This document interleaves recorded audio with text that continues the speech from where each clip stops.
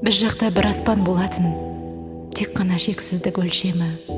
Өлердей сағындым мен соны, сағындым таусылды тағадым. Кірпікпен тарап нұр шуақты, көкке көз тігушек ұзақ біз.